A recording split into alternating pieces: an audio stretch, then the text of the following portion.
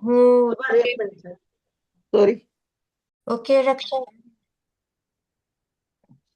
જય જિનેન્દ્ર સર્વેને જે 14 મહાસ્વપ્ન થકી નિજ માતને હરખાવતા વળી ગર્ભમાં જ્ઞાન ત્ર્યા નેમો પવિય વિતારતા તે જન્મ માતા પહેલા 64 ઇન્દ્રજીને વંદતા એવા પ્રભુ અરિહંતને પંચાંગ ભાવે હું નમું.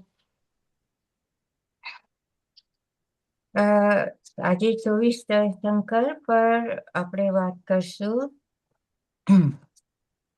તીર્થંકર એટલે કે જે આત્માઓ જન્મ મરણના સંસાર સાગરને પાર કરવાનો માર્ગ શોધ્યો છે અને અન્ય જીવોને મુક્તિ નો માર્ગ બતાવ્યો છે.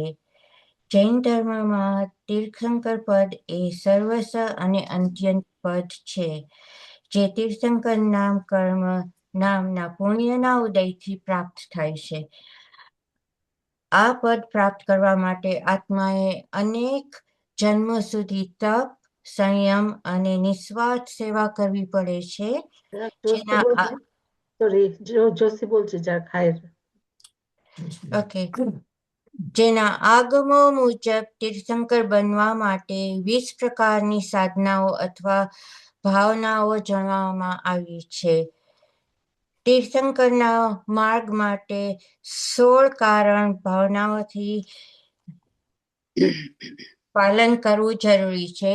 20 સ્થાનકનું પાલન કરવું જરૂરી છે. સાધના અને ત્યાગ તીર્થંકર પર પામતા પહેલા આત્મા કેવળ જ્ઞાન પ્રાપ્ત કરે છે. તીર્થંકર પર પામનારા આત્મા પોતાના પૂર્વ ભવોમાં અત્યંત પવિત્રતા, તપસ્યા અને ધ્યાન દ્વારા તીર્થંકર નામ કર્મ બાંધે છે. સાચી શ્રદ્ધા, જ્ઞાન અને યોગ્ય આચરણ આ 3 રત્નોનું અતિ ઉત્કૃષ્ટ પાલન તીર્થંકર સુધી લઈ જાય છે. જૈન ધર્મમાં 5 શુભ પ્રસંગ તીર્થંકરના જીવનમાં આવશે. ચ્યવન કલ્યાણક, જ્યારે માતાના દેવગતિમાંથી મનુષ્ય ગતિમાં ગર્ભમાં પ્રવેશે છે. આ સમયે માતા 14 સ્વપ્ન જુએ છે અને તીર્થંકરનો આત્મા ગર્ભમાં 3 પ્રકારના જ્ઞાન હોય છે: મતિ જ્ઞાન, શ્રુત જ્ઞાન, અવધિ જ્ઞાન. બીજો પ્રસંગ જન્મ કલ્યાણક. આ શબ્દ પ્રસંગે તીર્થંકરનો આત્મા જન્મ લે છે રાજકુમાર તરીકે અને ઇન્દ્ર દ્વારા મેરુ પર્વત પર જન્માભિષેક કરવામાં આવે છે. ત્રીજો પ્રસંગ દીક્ષા કલ્યાણક. સાંસારિક મોહમાયાનો ત્યાગ કરે અને સંયમ માર્ગ અપનાવો અને મુનિ બને છે. ચોથો પ્રસંગ કેવળ જ્ઞાન. તીર્થંકરો ના આત્મા 4 ઘાતી કર્મનો નાશ કરીને કેવળ જ્ઞાન પ્રાપ્ત કરે છે. દેવદેવીઓ તીર્થંકર માટે સંવત્સરની રચના કરે છે અને તીર્થંકર ત્યાંથી દક્ષિણા આપે છે. આત્માની શુદ્ધિ અને મુક્તિ માટે આ પ્રસંગ બહુ જ અગત્યનો છે. અને 5મો પ્રસંગ નિર્વાણ કલ્યાણક. તીર્થંકરનો આત્મા કાયમને માટે તમામ કર્મોથી મુક્તિ મેળવીને શીત શિલા પર મોક્ષ કરે છે. આ પ્રસંગોની યાદીમાં પંચ કલ્યાણક પૂજા અને પ્રતિષ્ઠા મહોત્સવ યોજવામાં આવે છે. પહેલા તીર્થંકર ઋષભદેવ, તેઓ વર્તમાન કાળમાં ત્રીજા આરામાં ઉતરતા, જેને અવસર્પની કહેવાય, 9મા દિવસે ચૈત્ર વધના માતા રાજા નાભીરાય અને માતા રાણી મરુદેવીને એને ત્યાં જન્મ લીધો. તેઓને 2 પત્ની હતી, સુમંગલા અને સુનંદા. 100 પુત્ર, જેમાં મોટા ચક્રવર્તી રાજા ભરત, તેના પરથી ઇન્ડિયાનું નામ ભારત રાખ્યું હતું, અને બીજા પુત્ર બાહુબલી, અને 2 પુત્રીઓ બ્રાહ્મી અને સુંદરી, જેને લખતા શીખવ્યું. બ્રાહ્મી લિપિ જે પ્રાકૃત અને સંસ્કૃતમાં લખાય છે, અને ગણિત પણ શીખવાડ્યું.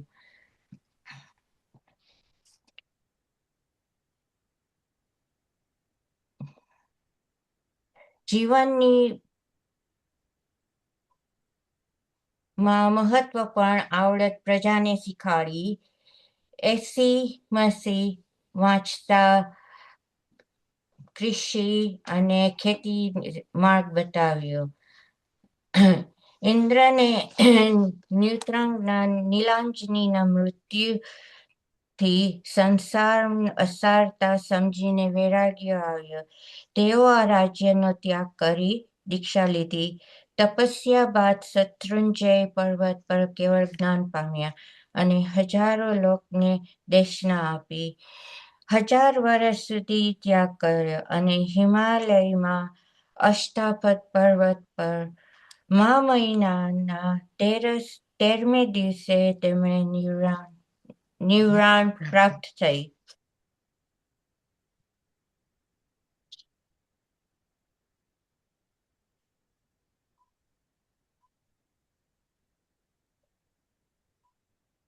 બીજા તીર્થંકરનું નામ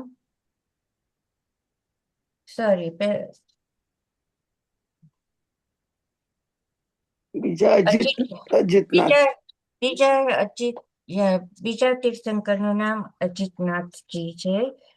તેઓનો જન્મ ચોથા આરાની શરૂઆત ઉત્તરફેણીમાં થયો હતો.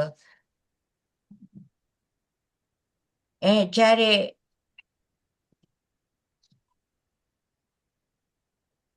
તેઓના માતાનું નામ વિજયા દેવી હતું, ને પિતાનું નામ ચિત્તાસ્ત્રુ હતું, ને અયોધ્યામાં એમનો જન્મ થયો હતો. વિજયા દેવી જ્યારે તેઓ માતાના ગર્ભમાં હતા, ત્યારે તેમના પિતાએ બધી કશાયો, ક્રોધ, મોહ, માયા, લોભ પર વિજય મેળવ્યો હતો. તેથી તેમનું નામ અજીત, જેને કોઈ જીતી ના શકે, રાખવામાં આવ્યું હતું.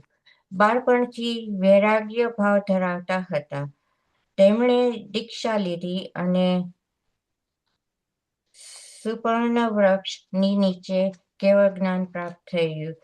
ચૈત્ર શુક્લ પંચમના દિવસે શિખરજીથી તેમણે નિર્વાણ પામ્યા હતા.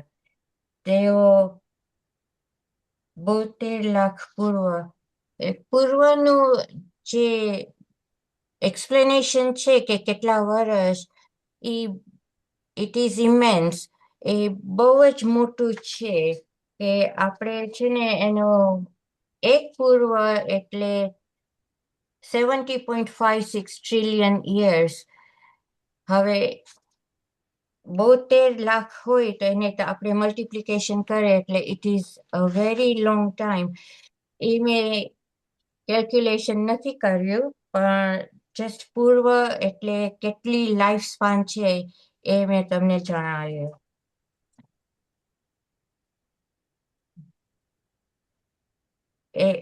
અજીતનાથજીની હાઈટ 1300 મીટર હતી, અને એનું પ્રતીક હાથી છે. ત્રીજા તીર્થંકરનું નામ સંભવનાથજી છે.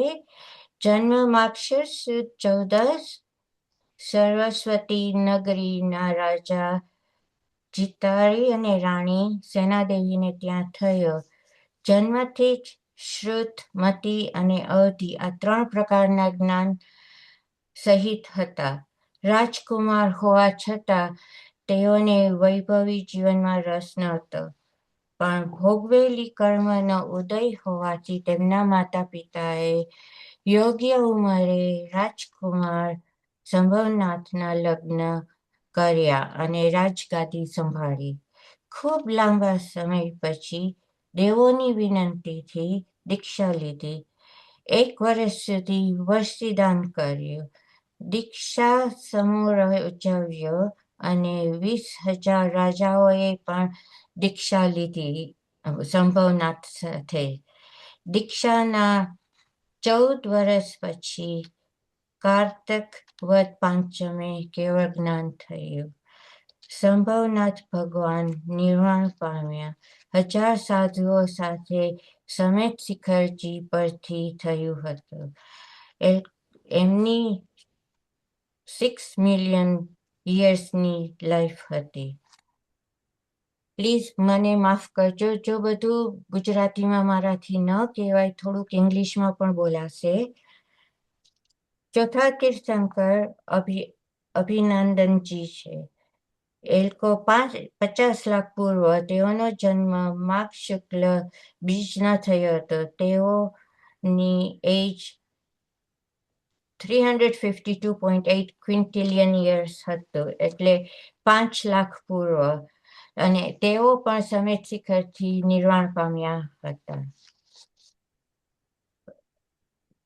એમની હાઈટ 1050 મીટર્સ હતી અને એનું પ્રતીક મંકી છે. પાંચમા તીર્થંકર સુમતીનાથજી નો જન્મ વૈશાખ સુદ આઠમના અયોધ્યાના રાજા મેઘરાજા અને રાણી મંગળાને ત્યાં થયો. યોગ્ય ઉંમરે તેઓના લગ્ન થયા અને રાજગાદી સંભાળી. ઘણા સમય બાદ શાંતિ જીવન પસાર થતા સંન્યાસી વૈરાગી બન્યા અને કેવળ જ્ઞાન પ્રાપ્ત કર્યું. ચૈત્ર સુદ 11ના તેઓનું નિર્વાણ ચૈત્ર સુદ 9ના થયું. એમની જિંદગી 4 મિલિયન પૂર્વ હતી. આમાં ઘણા બધા તીર્થંકરની વાત થોડીક જ છે મારી પાસે. ખાલી 2 કે 3 તીર્થંકરોનું વધારે ડિસ્ક્રિપ્શન છે. છઠ્ઠા તીર્થંકર પદ્માપ્રભા સ્વામીજી નો જન્મ કૌશંબી નગરીમાં, જે ઉત્તર પ્રદેશમાં છે, રાજા શ્રીધર અને રાણી સુષિમા દેવીને ત્યાં થયો. કારતક કૃષ્ણ 12 અને માર્ગશીર્ષ થયો. 308 મુનિઓ સાથે સમેત શિખરથી મોક્ષ પામ્યા હતા. તેઓ અહિંસા, સત્ય અને આત્મશિસ્તના તેમનો ઉપદેશ માટે જાણીતા છે. તેનું નામ લાલ કમળની જેમ તેજસ્વી હોવાનું માને છે.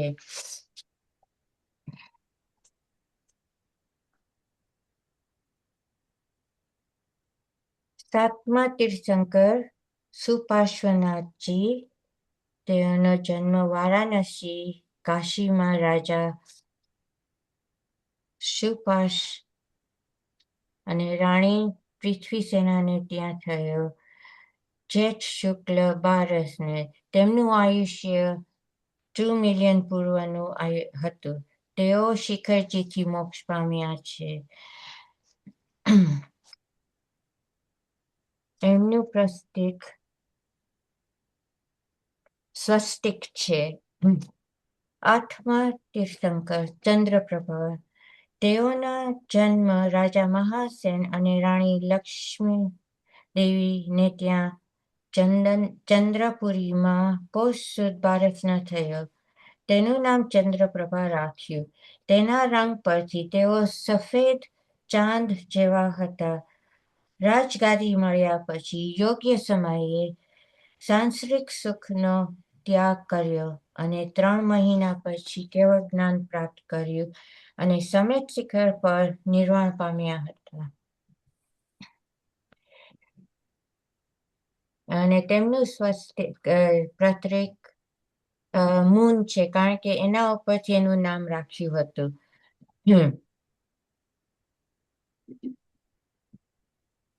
9મા તીર્થંકર સુવિધિનાથજી અથવા પુષ્પદંત. તેઓના જન્મ રાજા સુગ્રીવા અને રાણી રમાને ત્યાં કાકંડી મોડંચે કુશદંડ ડેરિયા ઉત્તર પ્રદેશમાં માક્ષ કૃષ્ણ પાંચમ જે વિક્રમ સંવતના થયો. તેઓનું આયુષ્ય 2 લાખ પૂર્વ છે. તેઓનું પ્રતીક મગર છે. 10મા તીર્થંકર શીતલનાથજી. તેઓનો જન્મ રાજા દ્રધરથ અને રાણી નંદાને ત્યાં બાદલપુરમાં માઘ કૃષ્ણ બારસના થયો. તેમનું આયુષ્ય 1 લાખ પૂર્વ છે અને તેમનું પ્રતીક વિશિંગટ્રી છે, શ્રીવત્સ. 11મા તીર્થંકર શ્રેયસનાથ. તેઓનો જન્મ રાજા વિષ્ણુરાજ અને રાણી વિષ્ણુદેવી ને ત્યાં સિંહપુરી વારાણસી પાસે ફાગણ કૃષ્ણ બારસના થયો. આયુષ્ય એનું 8,04,000 years હતું. સમેત શિખરથી મોક્ષ પામ્યા. તેઓએ કર્મની નિર્જરા શીખવ્યું હતું. તેમનું પ્રતીક રાઇનોસોરસ છે, એટલે ગેંડો. 12મા તીર્થંકર વાસુપૂજ્ય. તેમનો જન્મ રાજા વાસુપૂજ્ય અને રાણી જયાદેવીને ત્યાં ચંપાપુરીમાં ફાગણ કૃષ્ણ 14ના થયો. તેઓ બ્રહ્મચારી જીવન વિતાવ્યું. તપસ્યા કરતા 1 મહિનામાં મોક્ષ પ્રાપ્ત થયું. ચંપાપુરીમાં જ અષાઢ વદ 14ના તેઓ મોક્ષ પામ્યા. એમનું આયુષ્ય 7,200,000 yearsનું હતું. એમનું પ્રતીક બફેલો એટલે ભેંસનું છે.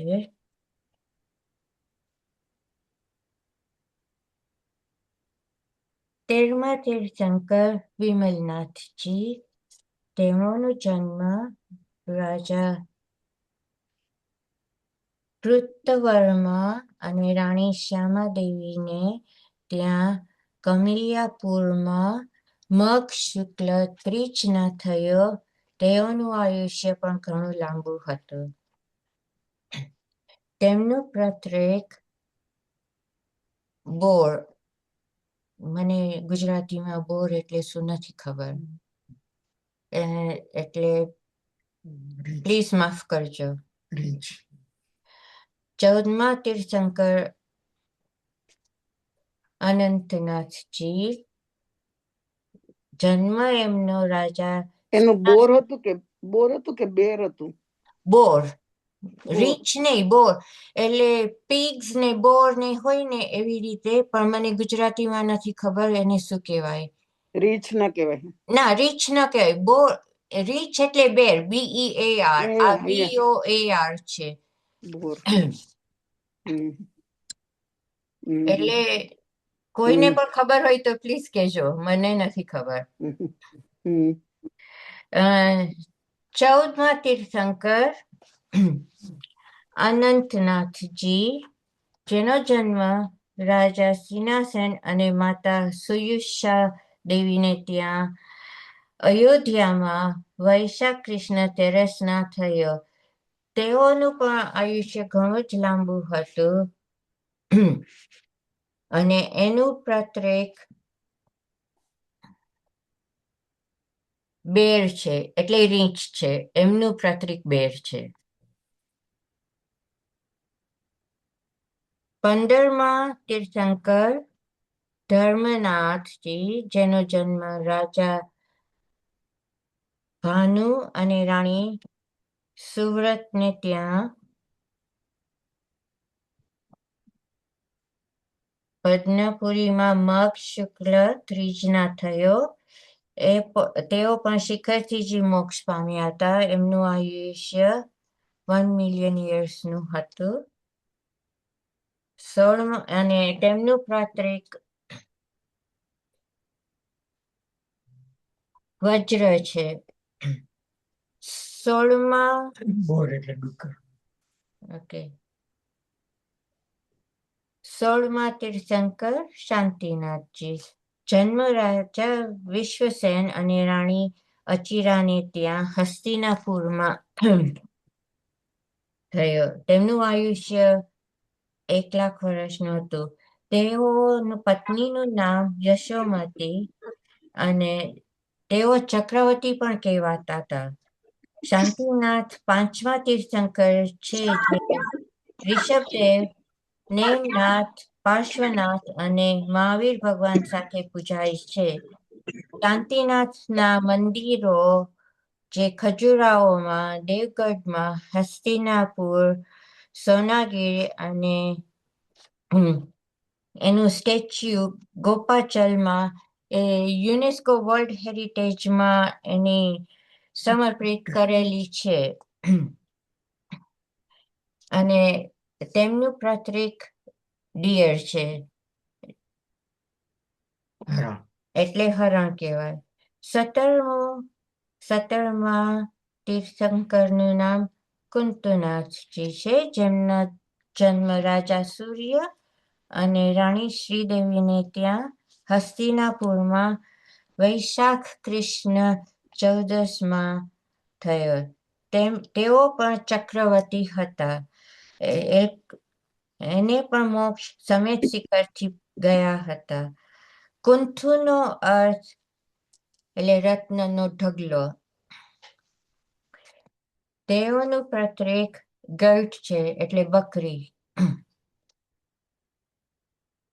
18મા તીર્થંકર અરનાથજી, એમનો જન્મ રાજા સુદર્શન અને રાણી દેવી મિત્રાને ત્યાં હસ્તિનાપુરમાં માગશર કૃષ્ણ દસમના થયો.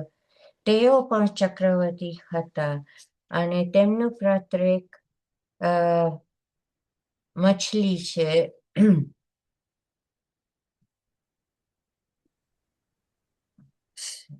19મા તીર્થંકર મલિનાથજી છે. જન્મ રાજા કુંભ અને રાણી પ્રભાવતીને ત્યાં મિથિલામાં થયો. તેઓનો વર્તમાન સમયમાં ચક્રમાં એકમાત્ર મહિલા તીર્થંકર છે. તેઓ બ્રહ્મચારી રહ્યા. દિગંબરમાં માને છે કે એ રાજકુંવર જ હતા, પણ શ્વેતાંબરમાં માને છે કે રાજકુમારી હતી. એનું નામ મલીવતી હતું. પણ મલિનાથજી તરીકે તીર્થંકર થયા, એટલે મલિનાથજીથી ઓળખાય છે. તેઓનું આયુષ્ય પણ ખૂબ જ મોટું હતું અને મલિનાથજીના પ્રતીક કળશ છે.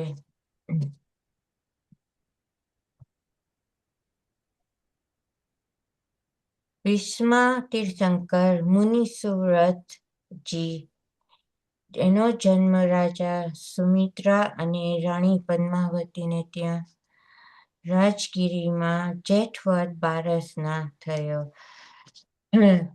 તેમનું પણ આયુષ્ય 30,000 વર્ષનું હતું.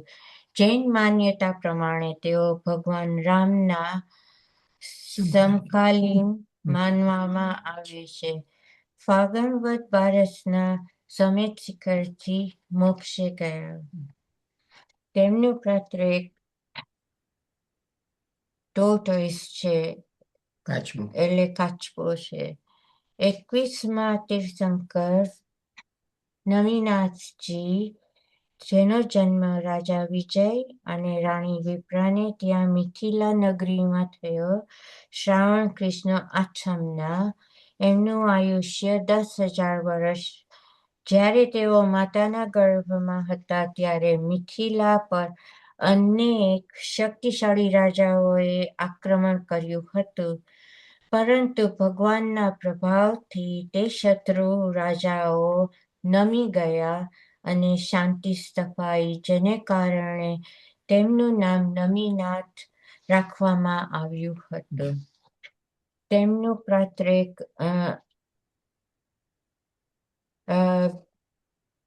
બ્લુ કમળ છે. 22મા તીર્થંકર નેમિનાથ, જે અરિષ્ઠા નેમિજીથી પણ ઓળખાય છે, જન્મ રાજા સમુદ્ર વિજય અને રાણી શિવાદેવીને ત્યાં દ્વારકામાં શ્રાવણ શુક્લ પાંચમના થયો. બલરામ અને કૃષ્ણ, બલદેવ અને વાસુદેવ એ એમના કઝિન્સ હતા. લગ્ન પ્રસંગે જ્યારે નેમિનાથ ભગવાન જતા હતા, પોતાના લગ્ન પ્રસંગે પશુઓનો કકળાટ સાંભળીને તેમણે સંસારનો ત્યાગ કર્યો. ગુજરાતમાં જુનાગઢમાં આવેલા ગિરનાર પર્વત પર તેમને મોક્ષ પ્રાપ્ત થયું હતું.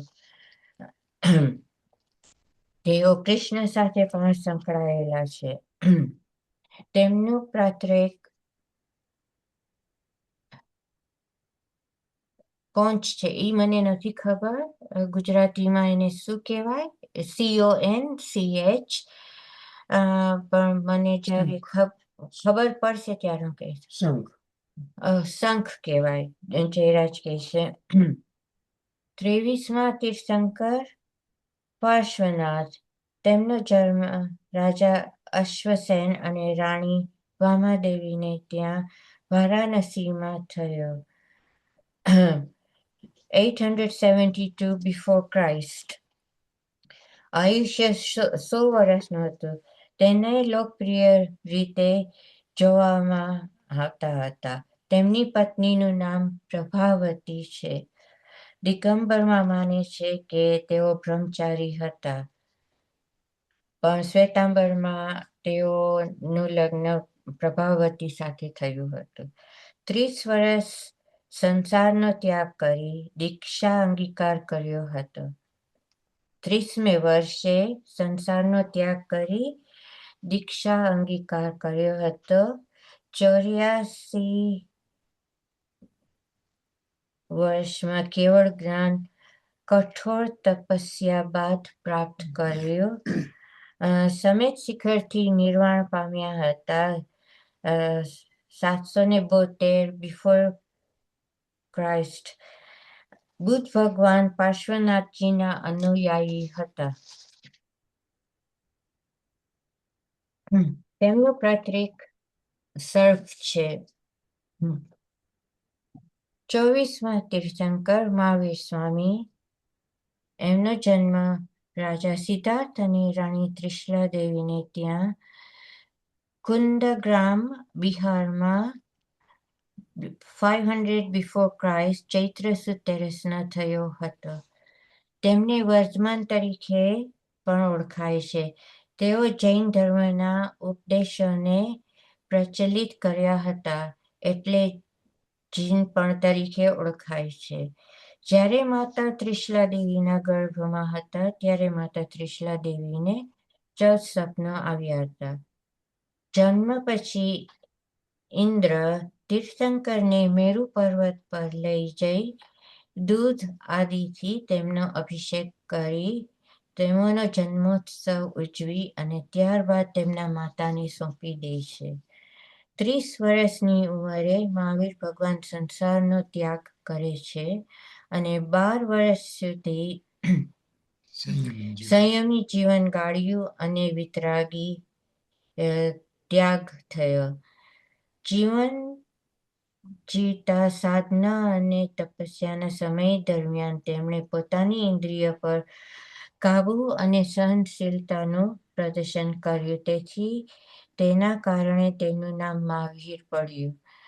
આધ્યાત્મિક સફરનો તેમનો સુવર્ણ કાળ હતો, જેના અંતે તેમણે અરિહંત પદવી મેળવી. 42 વર્ષે ઋજુવાલિકા નદી પાસે કેવળ જ્ઞાન પ્રાપ્ત થયું. 72 વર્ષ અને 4.5 માસની ઉંમરે તેઓ બિહારના પાવાપુરીમાં નિર્વાણ પામ્યા. આ દિવસે જૈન ઉત્સવ મનાવે છે. આપણે દિવાળી કહીએ છીએ. મહાવીર ભગવાનને પહેલા 26 ભવ છે. 27મા ભવે વર્ધમાન મહાવીર બન્યા. 24 તીર્થંકરો સમેત શિખરથી નિર્વાણ પામ્યા છે. 20 તીર્થંકરો સમેત શિખરથી નિર્વાણ પામ્યા છે. એક ઋષભદેવની મને ખબર છે કે અષ્ટાપદ, અને એક નેમિનાથ ભગવાન એ ગિરનારથી પામ્યા છે. બીજા બે પાવાપુરી. એક મહાવીર સ્વામી પાવાપુરી પાવાપુરી.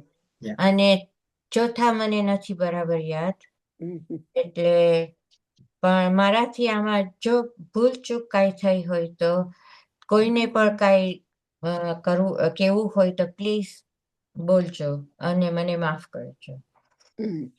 જય જિનેન્દ્ર.